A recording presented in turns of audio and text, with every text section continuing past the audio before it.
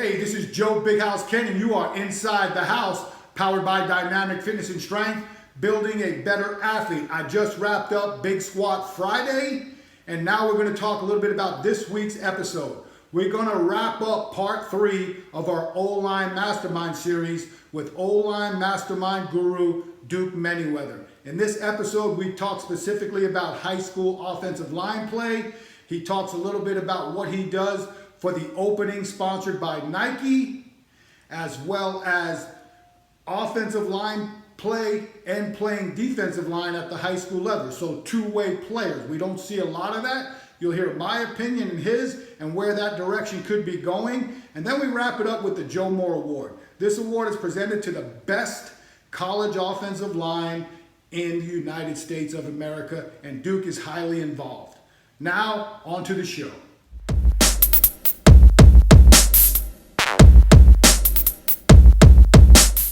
I know you work with Nike on the what is it called, the opening?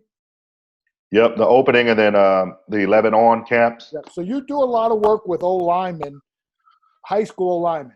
If a high school O-lineman in those camps, or if you had a chance to work with them with the O-line master groups, with whether it's in your home facility or down at Destination Dallas, give us 3.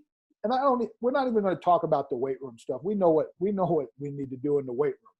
Give me 3 things an O-lineman can work on, from some specific stuff. I know you're going to say stance, but and then some things like uniqueness, like from a movement standpoint, like some of the things that they can do on their own daily at their house.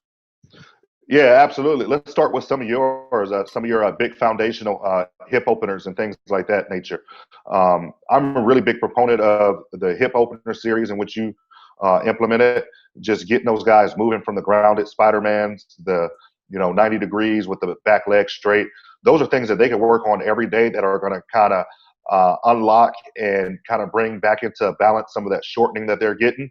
Of course, stance is a great one that they can do every single day, and then just working on set, reset, kind of that lateral agility, pushing the turf away from them, sticking into a proper functional positioning, all right, holding that tension through the hamstrings, pulling the rib cage down with that root power and core, and then changing directions again. Those are all going to be your foundations, working from the ground up, that are really going to allow you to essentially get the most bang for your buck right there at the comfort of your home.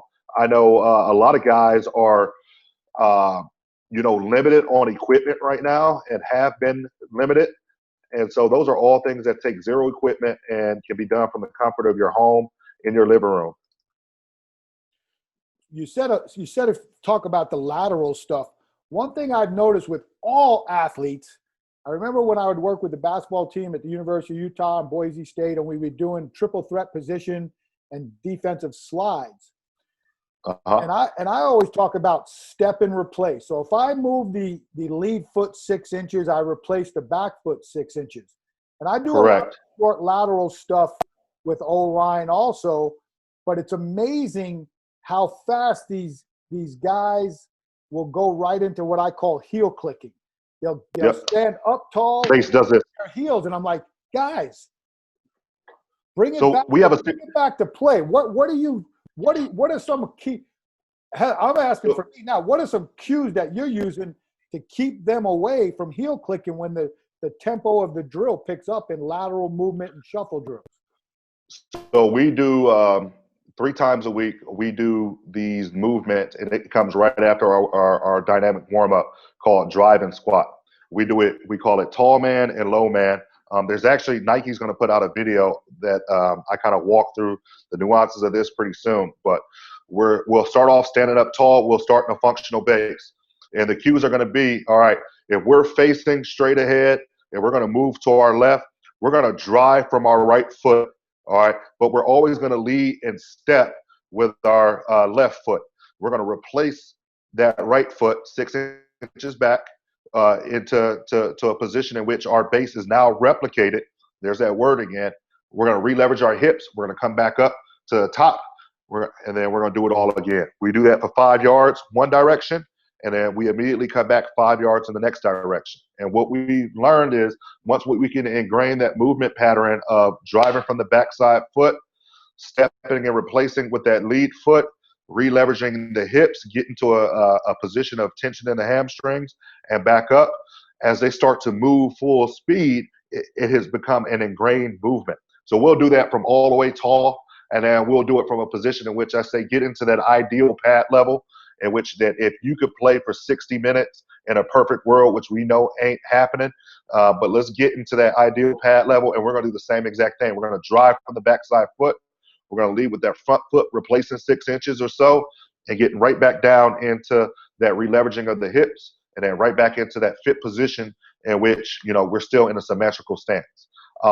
What I've learned is once you go through that for 2 or 3 weeks, really a 3-week block, you start to see the lateral movement really increase and become more quality without that heel clicking or bringing that base too close together.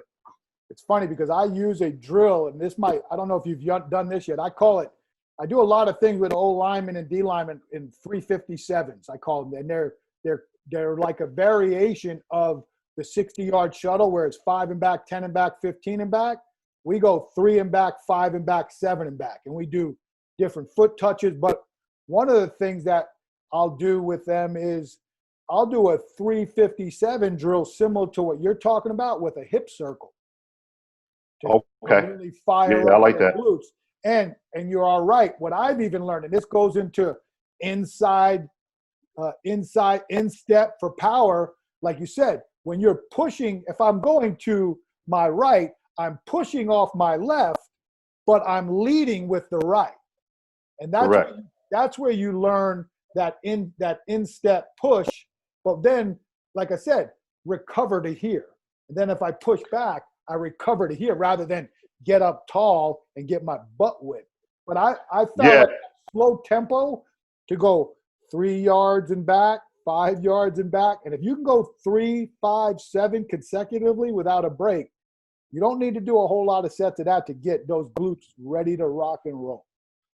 Yeah, I agree 100%. And what I've seen is like guys that even on tape that really struggle to change directions, it's not that they have poor lateral agility, it's neuromuscular, and it's how they're being cued. And what I see is that like I can get a guy who I'm like, okay, looks like a good athlete, but why does he struggle to change directions at the drop of a dime? And then you get them in person, you notice that if he needs to change directions and go to his left, all right, oftentimes he's trying to move his left foot first instead of driving off the opposite foot. And so all of a sudden I said, okay, so you have somebody going to your left and you need to cover him up. What are you doing? Well, I'm trying to pick up this foot. Okay, well, when you pick up that foot first instead of driving from the back foot, you just elongated your base, and now you're not going to be able to change directions again. So just cueing them to be able to drive from the opposite foot, push the turf away, use the ground reactionary force still, and then be able to replace with that the foot in the direction you want to go. I'm gonna do that exercise tomorrow in my prep before we do meathead bollocks, because I'll tell you how I used to do it too. This was a good little prep drill. Was I would, in my own training, I would do 357 with the hip circle, and then I would go and do 5 max effort overhead med ball throws and do that for 3 reps. That's a good little prep. You get a good little lateral work with some glute and groin work, and then I'm getting some power stuff before I go into the rest of the workout. What weight med ball would you use? Well, for me, I'd use a 10 but I always, for me personally, I always recommend for alignment if we could do it. We threw a lot of 10s and 12s, but I would recommend, depending on what your goals are, if I had to do it and I had enough, I would actually do it with a 16-pound shot, because I tested the Max Jones quadrathlon test, which is a power test for throwers. It's a track and field test. And one of the key components for overhead power is the old overhead shot throw, the two-handed with the 16-pound shot. So I always would recommend a 16-pound indoor shot. And actually, I got one. I'll probably do that tomorrow and use the shot. So I'll film that stuff and we'll post it up. But Yeah, I would love to see that because it makes sense. And there's a sweet spot between the weight that you use. I think that, like that anywhere from that 10 to 16 pounds is perfect. That 20, you're not going to get that dynamic component without compensating. And at that point, it doesn't become a PAP. Yeah, and what we found out too with our guys, especially with it becomes a competition. You can't tell me if you were at an indoor facility with a bunch of those O-line guys and you're doing max effort throws, they want to win. Like there ain't absolutely. That's where, depending on the thing, like, so for me it was 10 to 16. I didn't never really want to go over 16 because 16 was the testable number. Yeah. So you I definitely want to see that. Yeah, I'll film some of that.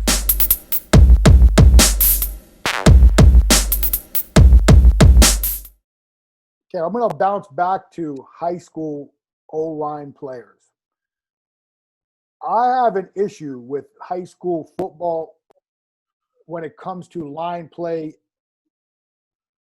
in this era. I don't like the platoon. I don't like platooning. I don't like that they don't let kids go two ways anymore. Yep. I think there's something to be said about a O lineman playing defensive line. I had to play both. Me too. And I think that I earned the ability to get scholarship offers because I was able to play at a fairly high level on both sides of the ball for an entire game. Plus, I also believe it can help you when you do go to O-line, knowing what a defensive lineman and those types of attributes are, as well as some of the football tough that you get playing defense. Again, the offensive line is a crazy game, especially in pass protection. You almost have to be you're passive aggressive in pass protection. If you're overly aggressive, you're going to get smoked. And here you are. You're retreating as somebody's coming at you full speed. Full speed. And you've got to time a punch and cannot overly aggressive beat him because he's going to run back by you. But I just think from a high school level, I know I went to Wake Forest because they were the only school that said you can start off on defense. Every other school that recruited me said you're an offensive lineman. And a lot of it was because I was probably a step slow, and I knew and I'm not, I got my high school coach, my O-line, D-line coach in high school were exceptional. I had the chance to train with Lyle Alzado. I know what D-line looks like. I knew I was an O-lineman, but your head tells you at least give D-line a shot because that's where you get recognition.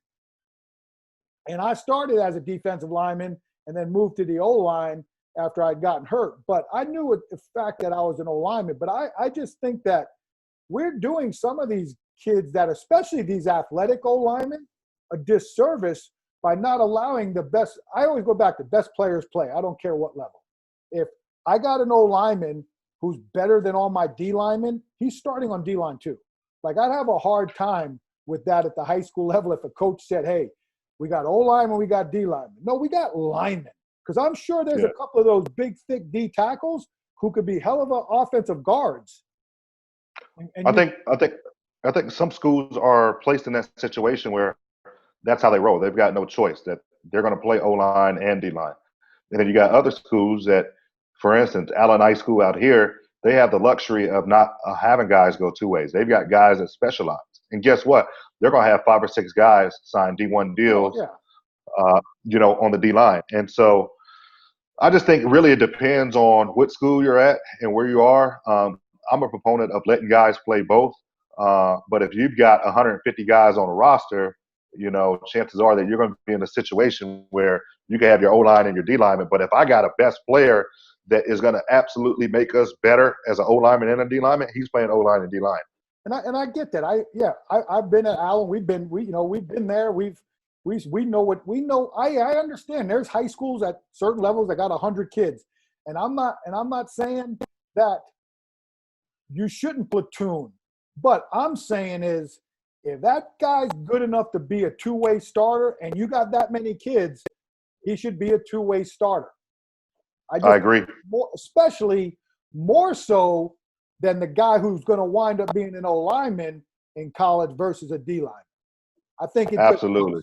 it helps build a little bit more nastiness because Grit. you get to go. Like my buddy sent me a tape of a young O-lineman here. He's going into his junior year. And like you said, genetics are going to probably cost him because he's a 6'1" kid. But I evaluate everybody on football first, just like I did my own son. I'm going to say, I don't care how big you are or how fast you are.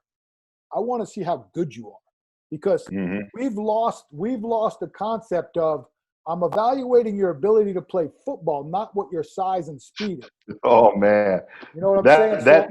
That's a whole different conversation, Yeah. man. That could get me going. But like the first thing I want to see with a high school O-lineman is, I want to see if they're nasty. Yep.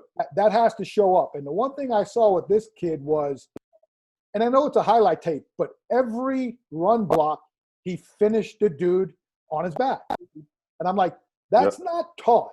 That's something that's in you.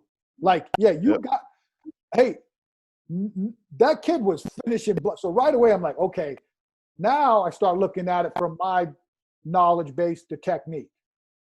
Very good base, very good feet. I did think, some of the things we talked about, I thought he was a little too up tall in his pass protection, that if a really good guy would have dropped in him, I'd like to have seen if he would have been able to keep his balance. But he did a good enough job because he kept his base and moved his feet right. I was really nitpicking at the end.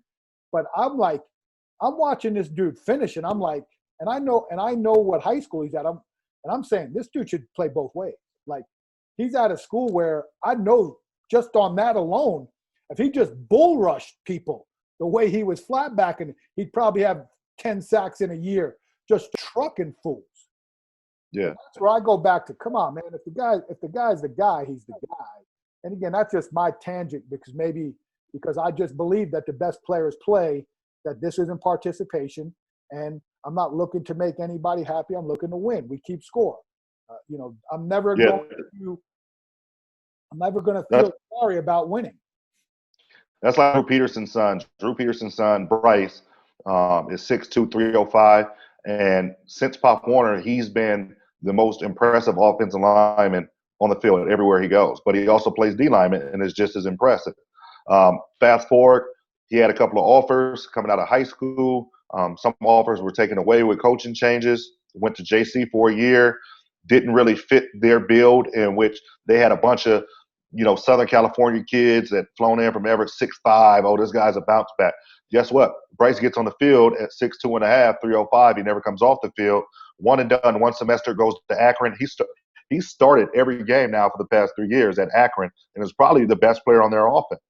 And that's a kid that just, no matter what, he's a great football player and is always going to be a great football player. But people are going to overlook that because, he doesn't have the length or the prototypical size that you like to see some of those O-linemen have. Well, that's what happened too at Boise State in 1994 with Pokey Allen. We went JC'd up and just crushed the California JC program. And we signed a bunch of kids that were, and we were 1AA at the time, that were D1 talent, but they were 6'1", 295. I was a kid of Alex Toyos, great O-lineman. We had Martez Venus, came out of Chicago, 5'11.5", 305, but he had a wingspan of 7 feet. I mean, these guys were like legitimate 1A talent, but because of their size, we get them and we wind up going 13-2. So it worked out for us. Thank you.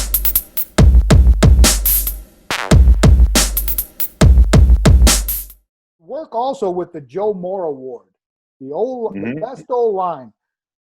Let me piggyback this first. Let's go OLine Mastermind. Just a real quick question I forgot to ask you. Has any team brought their entire O-line yet to OLine Masterminds? Not yet, but there's a strong Saints presence past couple of years.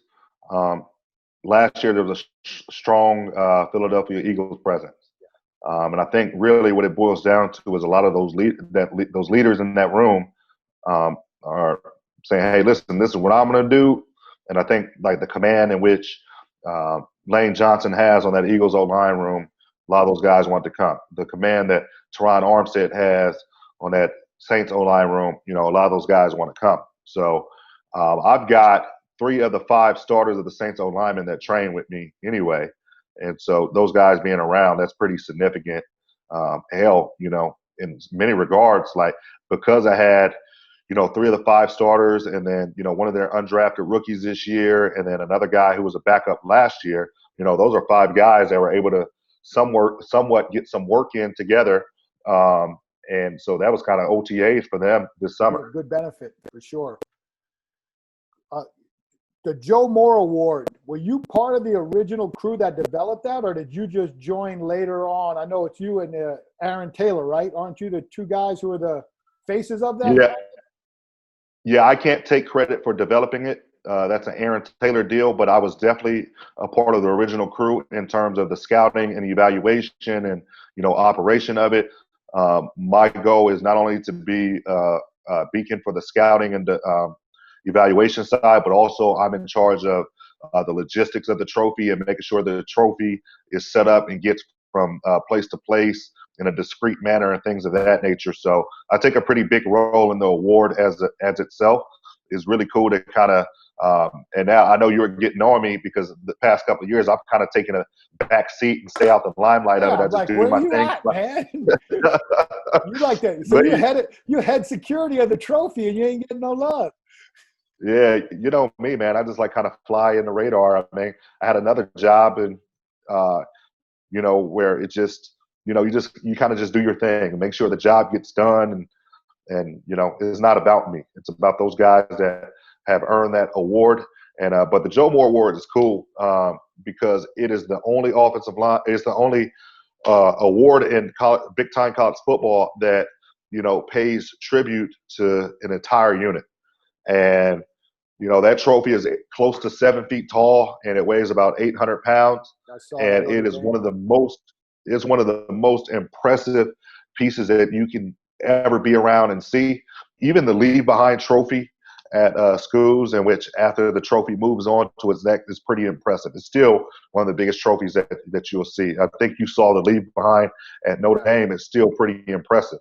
It's every bit of 4 feet wide and probably 3 feet tall. So it's really impressive. It's being really phenomenal being able to watch film week in and week out. I take a liking to watching a lot of the smaller schools, the non-power 5s. So I'm always glued to the group of 5 schools, seeing, what are your SMUs doing? What are your MAC schools doing? What are your schools that normally don't play on TV all the time? What are they doing? And being able to uncover some true gems watching those schools. I mean, so it's been really cool. I'm looking forward to the season, hopefully getting rolling. That way we can do our thing with the Joe Moore Award. Our trilogy of OLine play with OLine Mastermind guru Duke Manyweather. Don't worry, for all you guys who love OLine and football, I will have Duke back. But for Joe Big House Cannon inside the house and dynamic fitness and strength, until next time, words win.